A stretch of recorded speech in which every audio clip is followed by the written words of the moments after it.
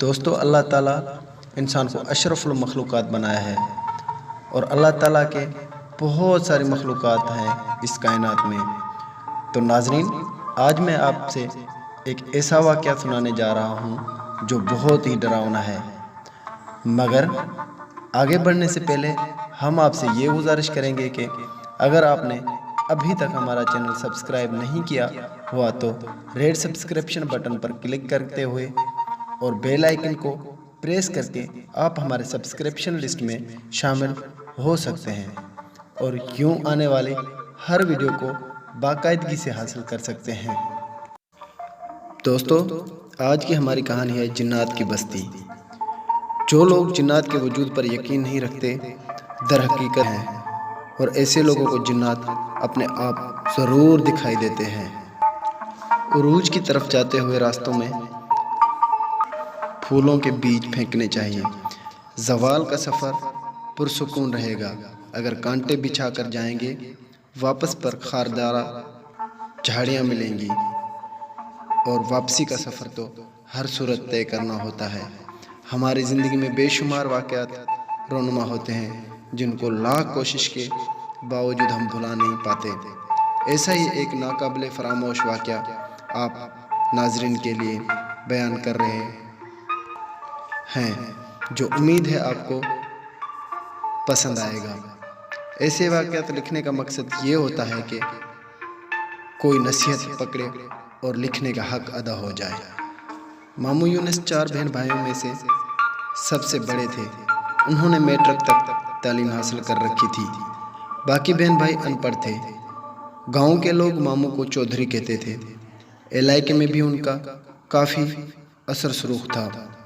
ماننے لگے۔ ماموں نے زمین دینے سے انکار کر دیا اور کہا، والد صاحب نے میرے سے مرنے سے پہلے ہی زمین میرے نام کر دی تھی۔ چاچو گاؤں کے چند بڑوں کو لے کر اس کے پاس گئے۔ انہوں نے ماموں کو بہت سمجھایا، یہ آپ کے سگے بہن بھائی ہیں، آپ کو والد کی زمین پر آپ سب کا برابر کا حصہ بنتا ہے۔ اپنے بہن بھائیوں کو ان کے حصے کی زمین دے دو، یہ بھی خوش ہو جائیں گے اور اللہ بھی راضی ہو جائے گا۔ مگر کوشش کے باوجود ماموں نے ماننے اپنی ضد پر قائم رہے۔ یہاں سے مایوس ہو کر انہوں نے عدالت کو دروازے کھٹکھٹائے۔ یا اپنی اثر و رسوخ کے بنا پر وہ عدالتی جنگ بھی جیت گئے۔ اب وہ 40 ایکڑ زرعی زمین کے تنہا مالک تھے۔ ماموں کا ایک ہی بیٹا تھا جو شہر میں تعلیم حاصل کر رہا تھا۔ ایک منشی رکھا ہوا تھا جو ہونے والی آمدنی کا حساب کتاب کرتا تھا۔ زمین سے اچھی خاصی آمدنی ہو رہی تھی۔ 40 ایکڑ زمین میں 2 ایکڑ زمین غیر آباد تھی۔ یہاں ایک پرانی قبر تھی۔ لوگوں کا خیال تھا اس قبر میں اللہ کا نیک بندہ دفن ہے، یہاں کوئی غیر مرئی مخلوق رہتی ہے، جس وجہ سے چودھری یونس کی فصل دوسرے لوگوں سے زیادہ اوسیج دیتی ہے۔ زندگی صبر اور شکر کی آزمائش ہے۔ جو اس آزمائش میں کامیاب رہتے ہیں، زندگی بس ان کی ہی ہے۔ جو صبر اور شکر کی اہمیت کو نظر انداز کرتے ہیں، وہ اس جہان میں بھی اور آخرت میں بھی ناکام رہتے ہیں۔ لالچ عقل کو اپنا غلام بنا دیتی ہے۔ ماموں کو بھی زیادہ سے زیادہ کی لالچ رہتی تھی۔ اس نے کئی بار سوچا اس غیر آباد زمین کو بھی آباد کیا جائے تاکہ اسے کاشت کے قابل بنایا جا سکے۔ اس طرح آمدنی میں بھی اضافہ ہوگا۔ ایک دن اس نے اپنے منشی لیاقت کو اپنے ارادے سے آگاہ کیا۔ منشی نے کہا، ٹھیک ہے چودھری صاحب، ہم سبوں کا کام شروع کر دیں گے۔ 8-10 دن میں یہ زمین ہموار ہو جائے گی۔ دوسرے دن جب قبر والی زمین کو ہموار کرنے کا کام شروع ہونے لگا تو گاؤں کے بزرگ ماموں کے پاس آئے۔ انہوں نے کہا، اس زمین کو ہموار نہ کریں، یہاں کوئی اللہ کا نیک بندہ دفن ہے، یہاں کوئی غیر مرئی مخلوق رہتی ہے، ان کو تنگ نہ کرو۔ اللہ نے آپ کو بہت کچھ دیا ہے، آپ نے اگر ان کو بے گھر کیا تو یہ آپ کے لیے نقصان دہ ہوگا۔ انہوں نے بڑوں کا کہنا مان کر کام روک دیا۔ رات کو ایک نادیدہ قوت ماموں کے پاس آئی، جسے دیکھ کر وہ ڈر گئے۔ آپ کون ہیں اور کیا چاہتے ہیں؟ میں کوئی بھی ہوں، آپ کو اس سے کیا غرض؟ آپ کو یہ بتانے آیا ہوں کہ آپ کی غیر آباد اور بنجر زمین ہمارا مسکن ہے۔ آپ نے جو اسے ہموار کرنے کا منصوبہ بنایا ہے، اسے اپنے ذہن سے نکال دیں۔ اگر آپ نے ایسا نہ کیا تو آپ کا بہت نقصان ہوگا، آپ کی زمین کی آمدنی بھی ختم ہو سکتی ہے۔ یہ کہہ کر وہ کمرے سے نکلا اور فضا میں تحلیل ہو کر ماموں کی نگاہوں سے اوجھل ہو گیا۔ صبح ماموں نے منشی کو اپنے پاس بلایا، رات والا واقعہ سنایا اور قبر والی زمین کو ہموار کرنے سے منع کر دیا۔ وقت گزرتا گیا۔ ایک دن ماموں کو فالج کا اٹیک ہوا۔ وہ بستر کے ہو کر رہ گئے۔ زمینوں کی دیکھ بھال اب ان کے بس کا کام نہیں تھا، لہٰذا ان کا بیٹا حارث تعلیم ادھوری چھوڑ کر واپس گاؤں آ گیا۔ اب وہ زمین کی نگرانی کرتا اپنے باپ کی طرح حارث نے بھی غیر آباد زمین کو ہموار کرنے کا سوچا۔ اسے قبل کاشت بنانے کا ارادہ کر لیا۔ اس سلسلے میں جب اس نے منشی سے بات کی تو اس نے کہا، پہلے بڑے چودھری سے بات کر لیں، انہوں نے یہ زمین آباد کرنے سے منع کیا ہے۔ حارث نے اپنے والد صاحب سے بات کی۔ ماموں نے بتایا، یہاں غیر مرئی مخلوق رہتی ہے اور اپنے ساتھ پیش آنے والے واقعات بھی بیان کیا۔ یہ جن بھوت والی باتیں سب جھوٹی ہوتی ہیں، ان کا حقیقت سے کوئی تعلق نہیں ہوتا۔ ہم نے اپنی زمین آباد کرنی ہے، کسی کی زمین پر قبضہ تو نہیں کر رہے جو ہمارا نقصان ہوگا۔ اگر یہاں نادیدہ قوتیں یا جن بھوت وغیرہ رہتے ہیں تو وہ کہیں دوسری جگہ جا کر آباد ہو جائیں گے۔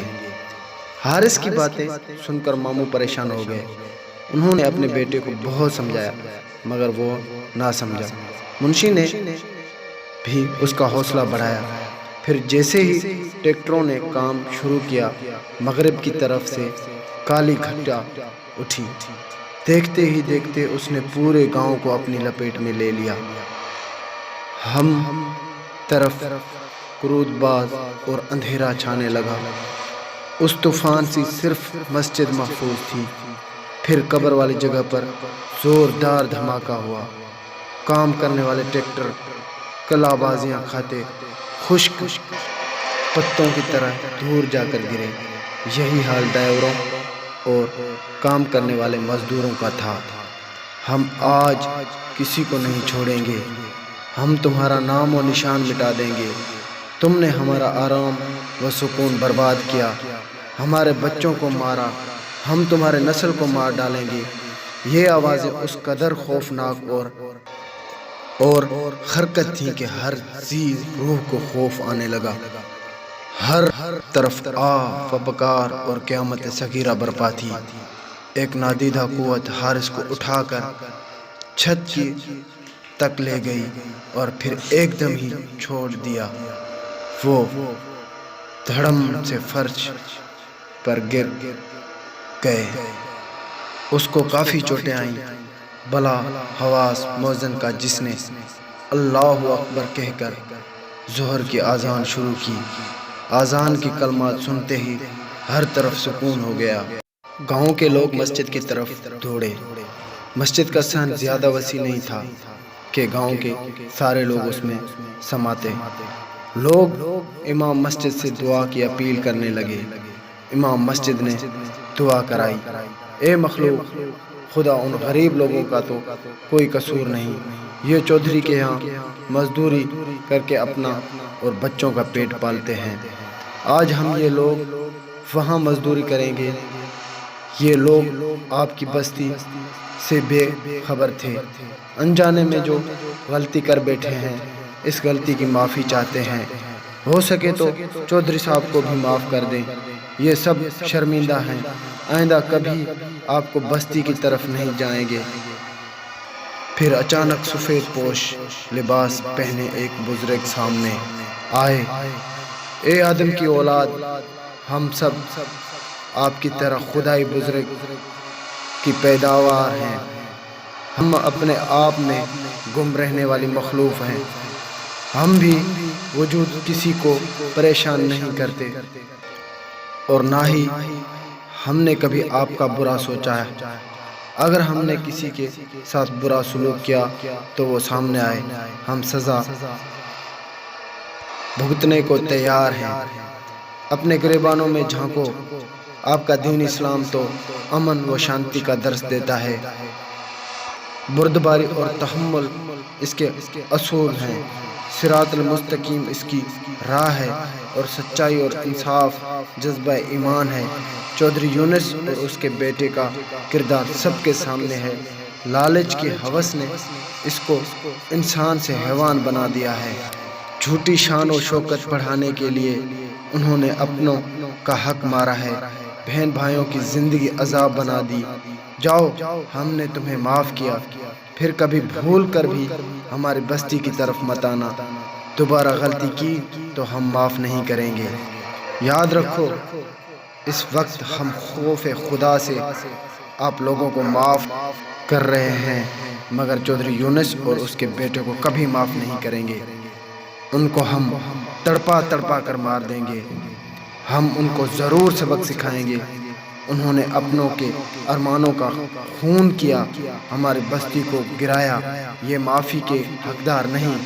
ان کو معافی اس صورت میں مل سکتی ہے اگر یہ اپنے بہن بھائیوں کو ان کے حصے کی زمین واپس کر دیں اور دوبارہ کبھی ہماری بستی کا رخ نہ کریں۔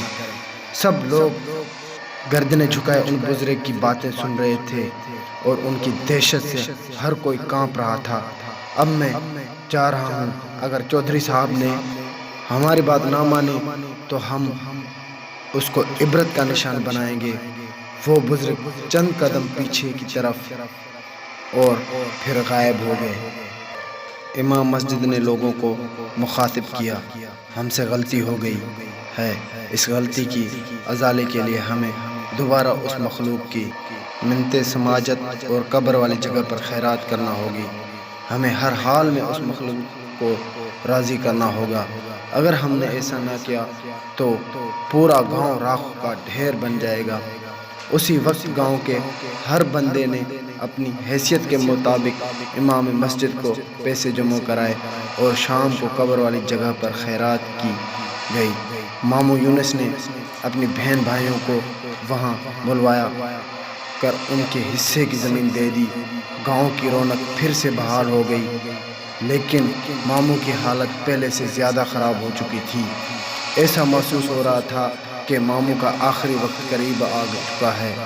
گاؤں کے بڑے عیادت کے لیے آتے تو وہ مشورہ دیتے، چودھری صاحب اپنی بہن بھائیوں کو راضی کر لو، ان سے معافی مانگ لو۔ بڑوں کی بات مان کر ماموں نے بہن بھائیوں کو اپنے پاس بلوایا، اپنے کیے کی معافی مانگی۔ سب بہن بھائیوں نے اسے معاف کر دیا۔ ایک بار پھر جنات کی بستی میں خیرات بانٹی گئی۔ لوگ خیرات کے چاول کھا رہے تھے کہ ایک دم ایک لمحے کے لیے سب کچھ روشن ہو گیا۔ امام مسجد نے کہا، جنہوں نے دل سے چودھری صاحب کو معاف کر دیا ہے۔ دوسرے دن حارث نے اپنے والد کو شہر کی ایک ہسپتال میں داخل کروا دیا۔ اب وہ آہستہ آہستہ تندرست ہونے لگے۔